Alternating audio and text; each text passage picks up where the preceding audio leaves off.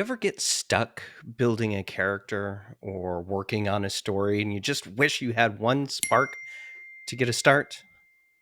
One tarot card can spark an entire journey, and you don't need any experience to tap into this. In this video, I'm going to show you my 5-step method, and you are going to be able to download a cheat sheet and give it a try for yourself. So let's get started. I'm Eric V, and this is House Fan Single.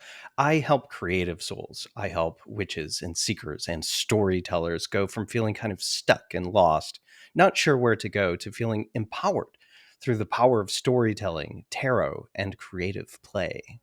First, I'm going to show you what a one card draw looks like. It's a very simple tarot spread. It's great for beginners. You can ask a simple or even complex question and see what the card might do to inform your consciousness of it, or maybe make a divination or give you some ideas for creativity.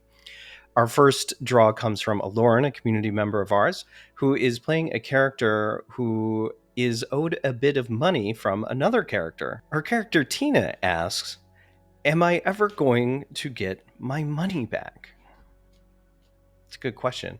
Let's shuffle up the cards and see what they have to say. We draw the King of Pentacles. Now, my read on this is absolutely. I'm going to show you how to use a resource to get to the same kind of conclusion that I will here in a moment. But the King of Pentacles, I think there's a pretty good chance that Tina is going to get their money back, and probably a lot more than that. So how did I do this? I have an intuition with the deck. I have studied it. I have practiced quite a bit. And when that card jumped out, I kind of knew intuitively right away what was going on.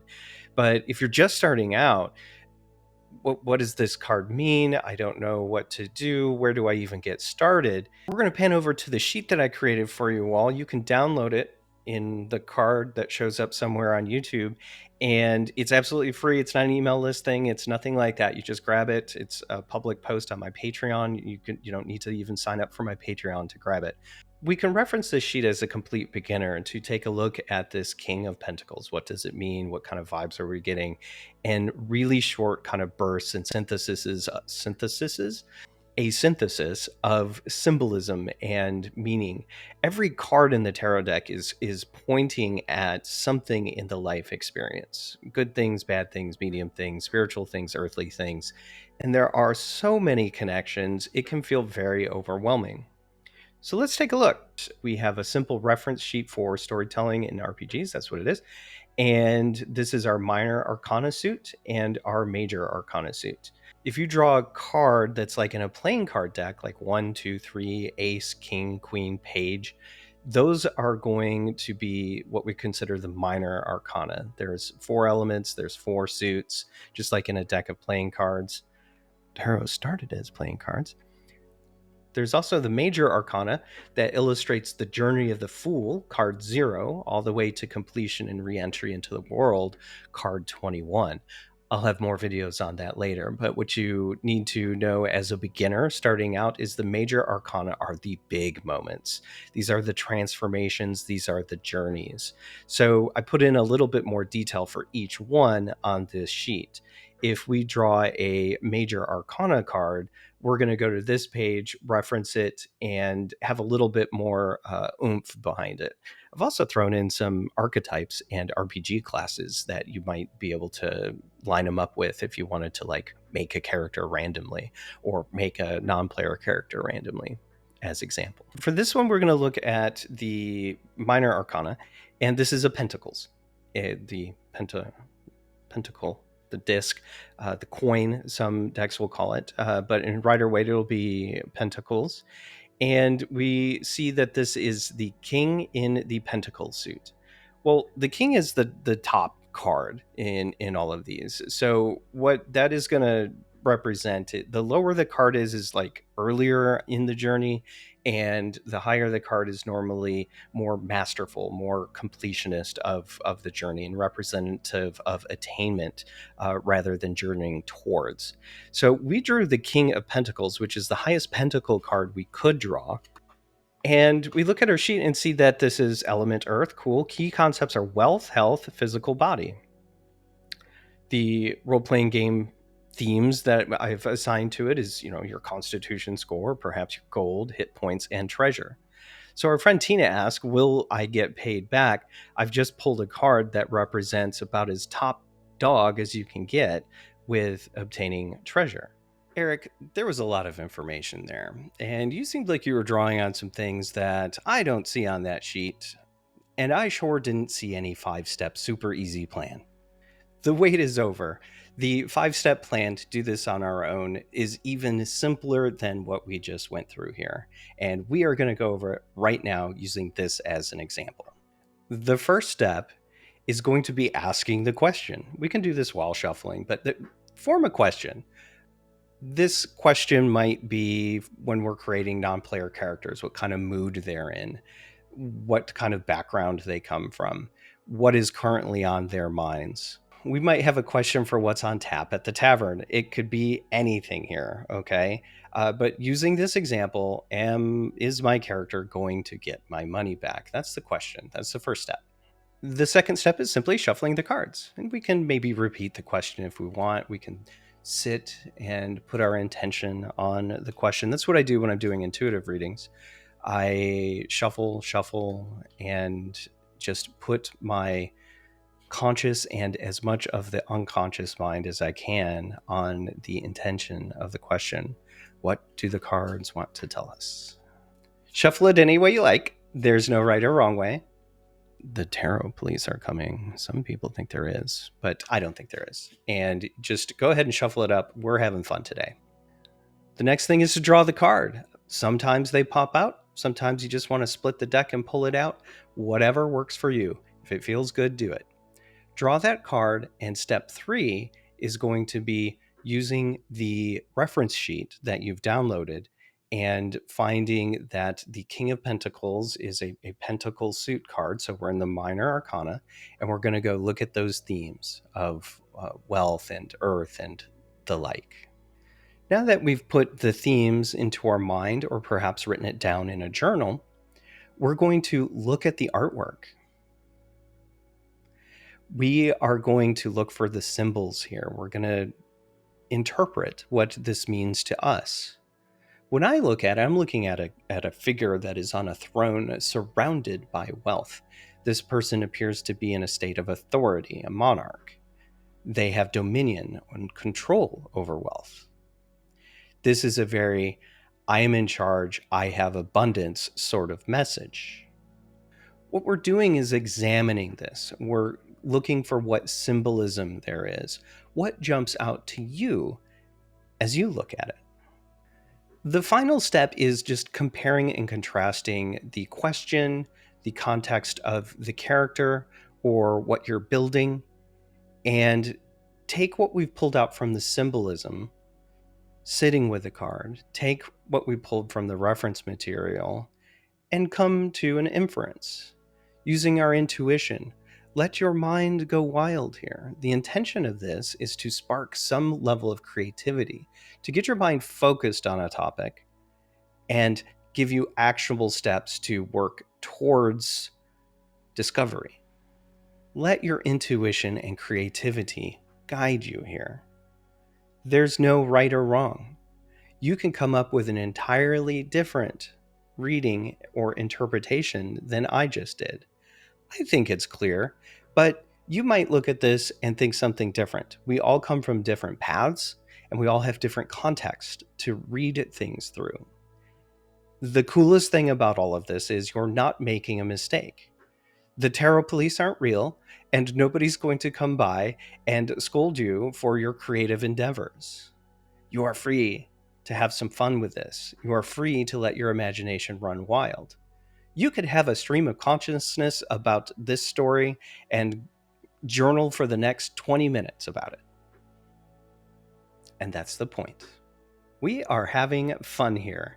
And that is the 5 steps on how you apply it to this example. We're going to do one more pull here, and we're going to work through these 5 steps, 1, 2, 3, 4, 5. And we are going to go through this together and come up with our own little exercise here to see what we can see, to see what we can create. So here's the setup. I am writing a book, or perhaps I'm filling a tavern up with some non player characters as a GM, or perhaps I am creating a character. Either way, we envision a man with a beard, all gray, sitting at the tavern, all alone, reflecting. Let's give life to this character. Let's do a tarot poll and see what we can assign to this figure and see what stories we can tell. So, first up, we're going to ask our question. What is on this mysterious figure's mind? Why is he alone? What's going on? What is this individual thinking about? What is driving them? We'll go ahead and shuffle the deck, do our poll, and we end up with the Hanged Man. Now, this one came out reversed instead of upright. I'll talk about reversals in another video. But for now, let's just sit with this and follow the steps. We've asked our question. We've shuffled it up. We've drawn our card. Now we're going to go to the reference sheet and make note of what is there. According to the reference sheet, the Hanged Man is a major arcana card. A little bit different than the King of Pentacles, which was in the suits, or the minor arcana. We're going to see that the Hanged Man's main themes are pause and reflection. If we were to assign a class to this figure, perhaps they would be a druid who's able to adapt, contemplate. We've made note or written down the themes. Now I'm going to leave the picture of the Hanged Man on the screen for a moment. And you can pause it right here and sit with it for as long as you like. Extract the symbolism here. Look closely at the card. Consider why they're hanging there. What jumps out at us? All right, we've come back from pausing this, or we thought about it super quickly. I won't judge you. We're going to take our notes, or what's in our mind, about what we interpret in the imagery, compare that to the sheet, and we're going to apply it to the context of what was given here. What more can we learn about this figure other than perhaps assigning a name and a description? What's on their mind?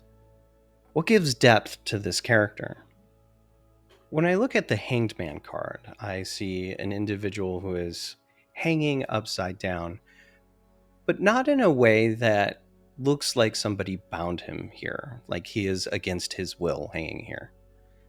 We see that because one foot is free. He could probably break free if he needed to without any sort of issue. His hands are behind his back. He seems to be hanging from a tree. The tree goes off screen at the top and goes all the way down, the roots going off of the card as well. To me, that's a bit of a symbolism of as above, so below, or the heavens and the underworld. His expression is calm. He seems chill. He's wearing two contrasting colors. He has red, which oftentimes represents humanity's passion, and he's wearing blue, which oftentimes represents calm or calmed emotions. He's wearing yellow shoes and has a yellow halo, giving further emphasis to the as above, so below balance of things. It also shows him with the halo sort of thing being enlightened, representing his intellect. I combine all of these things together, and we see an individual who is calm and contemplative. He's sitting at the tavern, chill, taking a break. He's waiting for something. Perhaps there's a time in his life of uncertainty. He's a person that looks to us upright, but his subconscious is viewing the world in a different way than us. It's all upside down. And he knows that he needs to look at things differently, to pause and contemplate in order to progress further. He's an individual who knows that taking action isn't always the right answer. Sometimes pausing and waiting for the right time is the best bet. Now I can go ahead and run wild with this. I'm going to view this as the lens of me as a GM assigning these characteristics to somebody sitting at the bar. Perhaps there's something that troubles this person. They're in charge of a grove that's sick. Perhaps some sort of corrupting influence has caused problems to his home. He's gone seeking help, but hasn't found any. He looks around the tavern. He sees nobody capable of helping him out. And then you walk in. This is a person who is looking at things in a contemplative way and is waiting. He's sacrificing perhaps further damage to the grove to wait until the time is right. He's likely to size our adventurers up and not be super forthcoming about what troubles him. But perhaps if our team of intrepid heroes take a seat, order a pint, rests, and contemplates with him. And there you have it, everyone. We have gone through a player's question. We have gone through the 5 steps of how to get to some sort of meaning, assign a value of meaning, think about things in a creative way, open up a new world of role play with this debt being owed. And we've participated together in creation. We were able to use this tool to perhaps get us to think differently about this individual in the tavern. I don't know about you, but when I came up with a description of the man and before I drew this card, I had none of these ideas in my mind. This is the power of using tarot cards in our creative endeavors. It ignites our creativity in ways that we just don't anticipate. And it's magic. This is magic in the real world. Creation is magic, storytelling is magic, and coming together to tell great tales is where it's at. I hope I've unlocked something for you today. It is my true desire that I have. If you like this sort of thing, give us a subscribe and all of that, and hang out for the title screen because I am going to try to link some videos about tarot readings and things.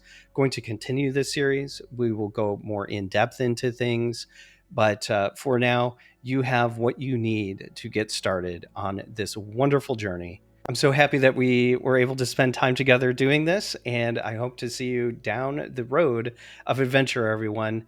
Again, like, subscribe, download the sheet. It's free, and have fun with it. I would love to hear interpretations that you've made if you've practiced this and found value in it. Throw some stuff in the comments. I'd love to hear from you, either here on YouTube or in my Patreon community. Thanks for watching, and let's keep the fire of storytelling burning. Blessed be.